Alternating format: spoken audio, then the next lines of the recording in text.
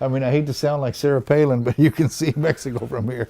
When Cameron County District Attorney Luis Sáenz looks out of his office window, he is reminded of how cartel violence is forcing many Mexican families to relocate to the U.S. I feel very sad for those individuals that have gotten caught up in the cartel war. A war, he says, that is motivated by one thing. The cartel has plenty of money, and they make no secret that they're out to buy public officials at all levels, and sometimes they succeed and sometimes they don't. One of the times cartels did succeed was after investigators found the headless body of Honduran immigrant Frankie Palacios Paz floating in the Laguna Madre in March of 2015. The state of Texas versus Joel Luna and Eduardo Luna Rodriguez. Investigators led police to 3 Luna brothers.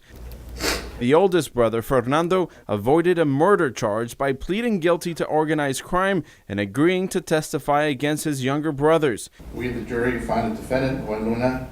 Joel, who was a Border Patrol agent at the time, was found guilty of taking part in organized crime after a safe containing this gun and cash was found inside his home. Guilty of capital murder charge. And despite being the youngest of the 3, Eduardo was identified as a cartel commander. The gun found in the safe had his nickname on it, Bird. giving the jury enough to sentence Eduardo with the murder.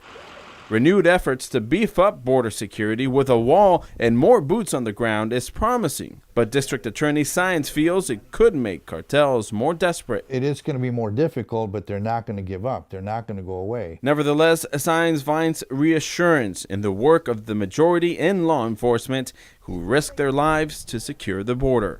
Joel Luna agreed with prosecutors to serve 20 years in jail. His sentencing hearing is scheduled for March 2nd. Meanwhile, his younger brother Eduardo is now serving a life sentence. Sáenz hopes these convictions will send a message to cartels and help keep corruption at bay. In Brownsville, on the Texas-Mexico border, Oscar Margain reporting.